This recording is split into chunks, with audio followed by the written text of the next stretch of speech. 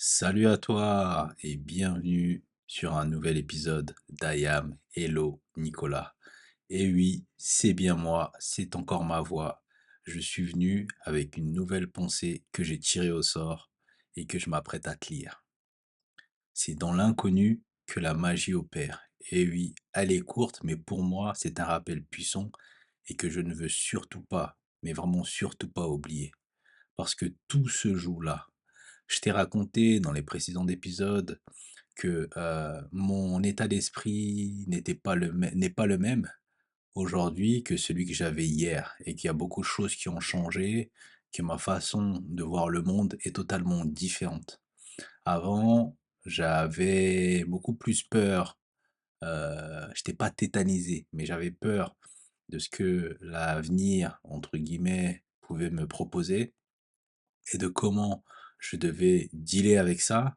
Aujourd'hui, j'ai beaucoup moins peur, je suis beaucoup plus, apte à faire face aux imprévus, à l'incertitude, parce que justement et c'est pour ça que j'ai écrit cette pensée, que c'est dans l'incertitude, que c'est dans l'inconnu que la magie opère. Quand on sait pertinemment ce qui va se passer, bah, en fait, compte, rien ne nous surprend ou rien ne peut nous surprendre.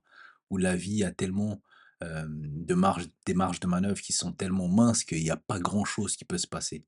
Alors que dans l'inconnu, lorsqu'on n'hésite pas à faire quelque chose qui sort de notre cadre habituel, bah, c'est là où il peut y avoir une nouvelle rencontre, un nouvel événement, X ou Y choses qui peuvent se passer parce que justement on est ouvert à la multiplicité des choses, qui pourraient survenir dans notre vie et qui pourraient agréablement nous surprendre. Même lorsque c'est plutôt désagréable, mais on est face, comme on le dit souvent, à une leçon, quelque chose qui peut nous élever et nous rendre beaucoup plus grands. Et donc, tout ça pour te dire que je pense, hein, je sais pas si c'est vrai, mais en tout cas, c'est devenu ma réalité, c'est devenu ma vérité. Et pour ceux avec qui j'échange sur le sujet, c'est ce que je constate aussi, surtout ceux qui arrivent à tirer leur épingle du jeu, qui ont une vie bien plus conforme à leurs aspirations.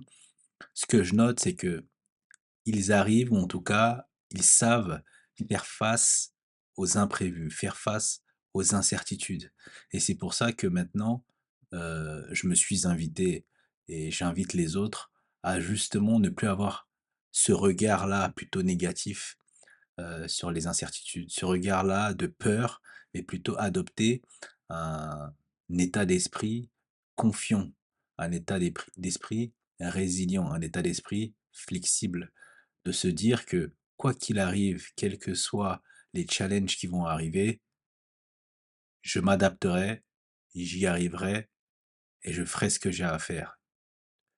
Bon gré, mal gré d'ailleurs.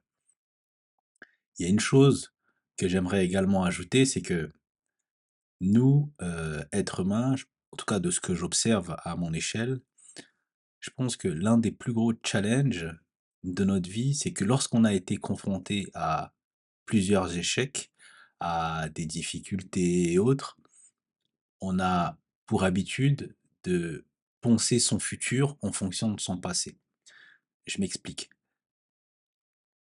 Étant habitué à des schémas, négatifs, on s'imagine que ce qui va nous arriver demain sera forcément négatif.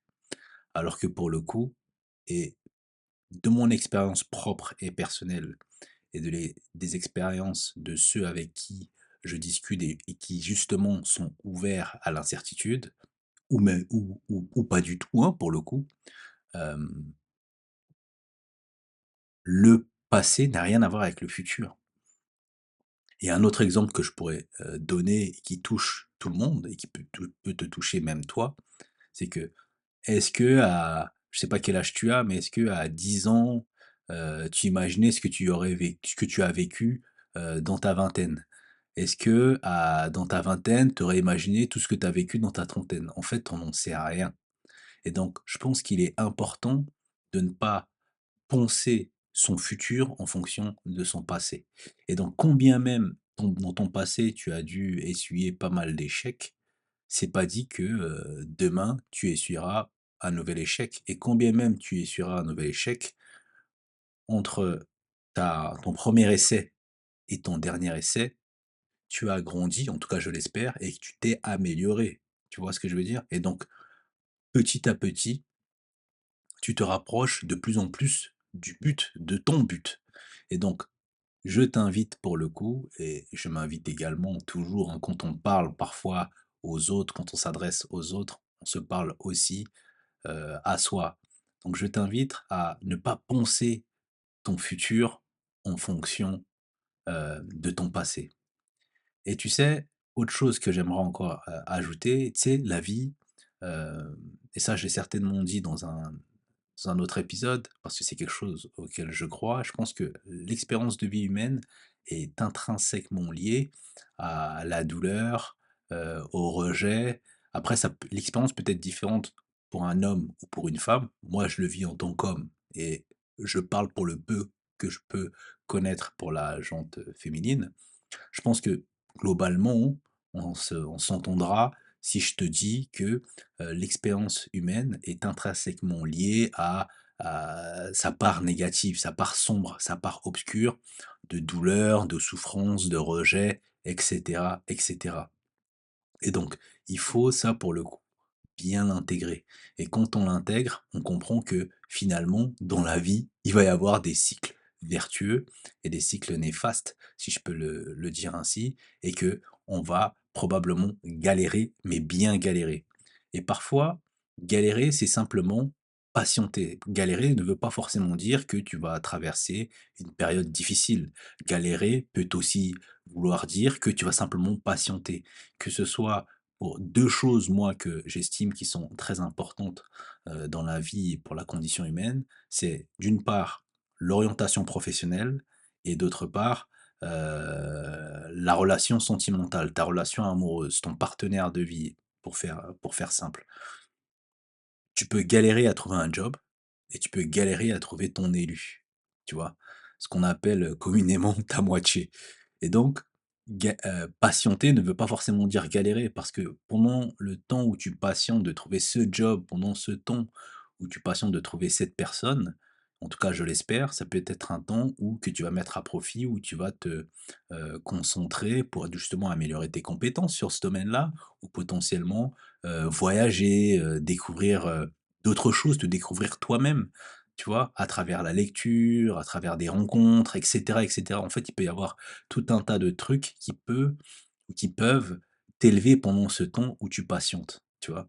Mais donc, pour revenir à mon propos, il y a des moments de galère qui peuvent durer plus ou moins longtemps et donc la galère, c'est pas forcément quelque chose de négatif dans ces aspects, c'est pas forcément quelque chose de négatif parce que c'est un moment où on va souffrir, où ça va être totalement, pas négatif pour le coup, je trouve pas d'autres mots là, mais c'est ça peut être aussi ce moment de galère, c'est un moment où on patiente. C'est comme si on était, là à attendre que le film avance rapidement et qu'on tombe, limite au dénouement et que les choses s'accélèrent et que nos vies, fassent un grand bond et donc il va y avoir des moments comme ça et donc tout ce temps-là, justement, ce sont des temps que tu dois mettre à profit, tu vois? Et donc aussi, que ce soit pour ton partenaire ou ton job, l'idée c'est de d'accepter cette part d'inconnu, cette part d'incertitude qu'il y a finalement dans la vie, d'oser tenter des choses que tu ne tenterais pas habituellement, de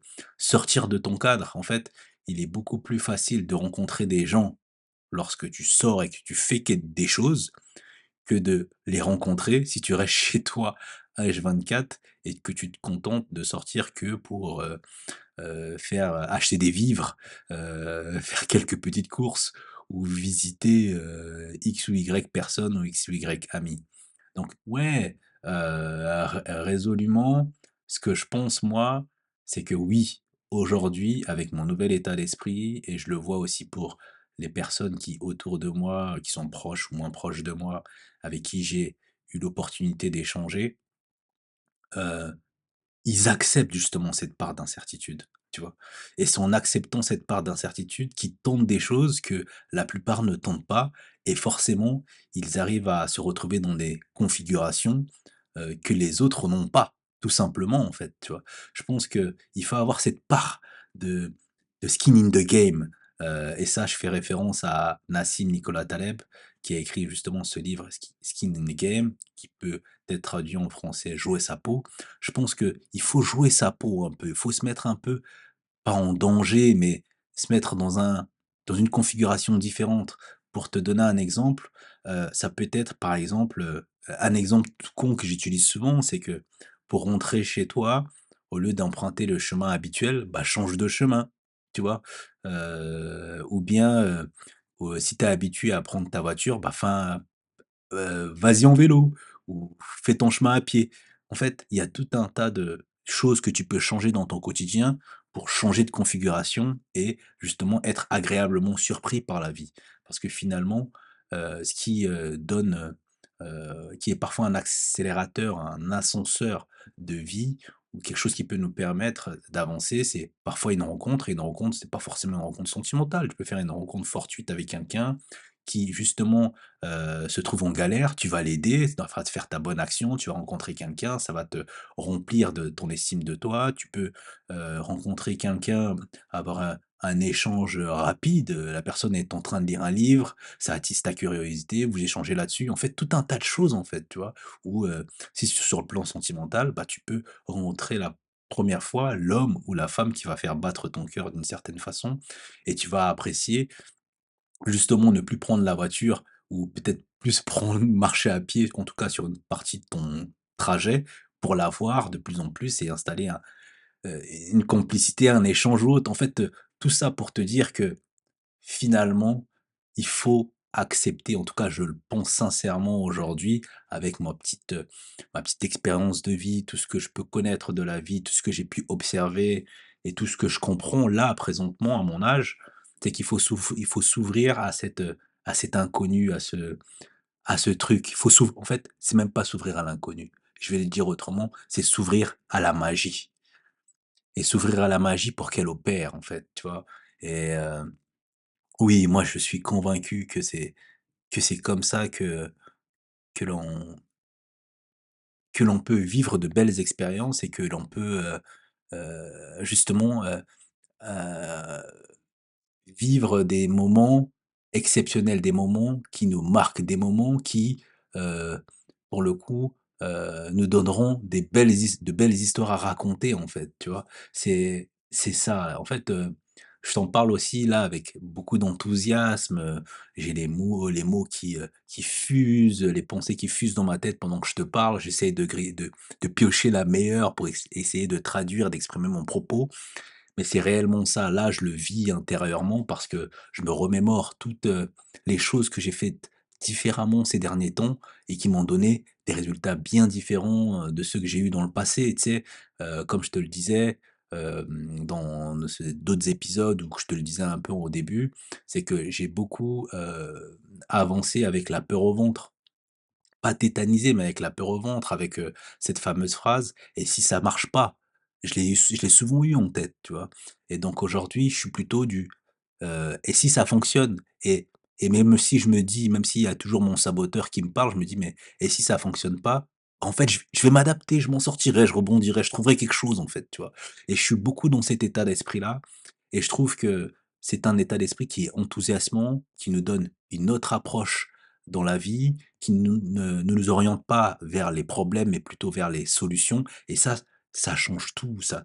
En fait, réellement, hein, les événements dans ta vie, seront ce qu'ils sont.